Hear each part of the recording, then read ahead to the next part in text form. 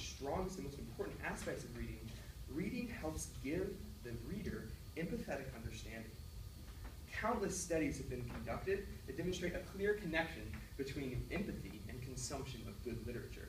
Actually, according to The Guardian, there was a recent study which compared reading, say, sort of trashy fiction, to solid literature that's part of a culture, and they found that solid literature greatly increased the empathetic understanding of the reader. And this is simply from reading something like a week ago.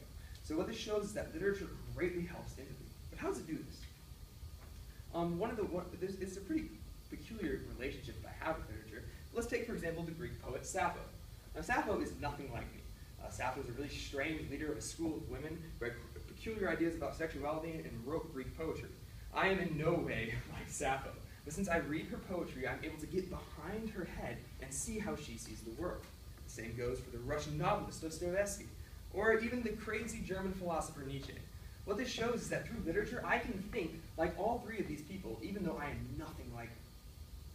As a result, I am able to develop a rate of empathy because I can look behind these strange perspectives. This helps me tremendously in my personal life and with other people, and as it would help any reader of literature. You see, empathy is vital for interpersonal relationships. You can help your friends even more if you read more literature. Which takes me to my next point. Reading also helps us connect with past generations and how they think. It gives us perspective. Reading is really an exciting way for us to get cultural understanding.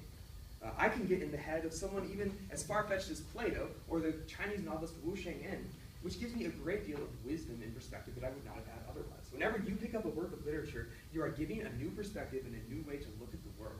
This is tremendously helpful and important for simply comprehending the world. And thus there is another personal benefit of reading literature. Another thing that's important to note is that literature is just fundamentally enjoyable. Whenever we engage with the arts, it is something that we enjoy to do. Human creativity is fundamentally exciting. Reading gives us fun stories and ideas. It's a way to engage with the arts, which once again is inherently pleasurable. But not only does reading help personal benefits, but it also helps society as a whole. Now, we've already discussed how empathy is a part of reading literature, and I would argue that empathy is vital for society to function. We have already seen how literature produces empathy, but it's vital for us to understand each other if we're going to have an effective society. Being a part of society means that you have to have some level of empathy.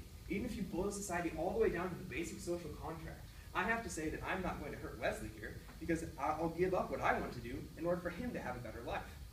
All of society is a give and take, which requires some level of empathy.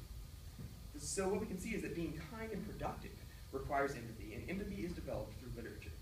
Imagine how much more progress we could make if we did have this level of empathy, and that's something that literature can provide. But reading literature also helps preserve our cultural heritage.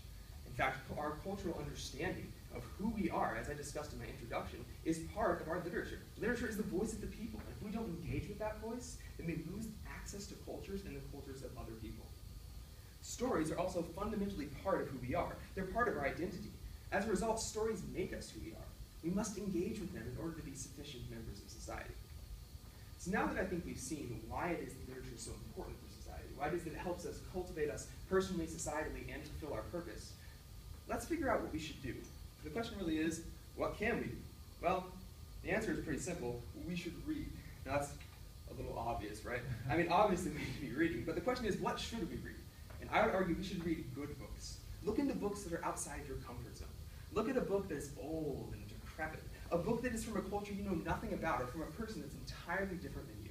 Look at a book from the 1300s, rather than the next trashy thriller novel. But not only should we read books and powerful poetry, but we also should write. We need to be engaging with the literary body of our culture. We need to start establishing our own cultural tradition if we are going to continue on.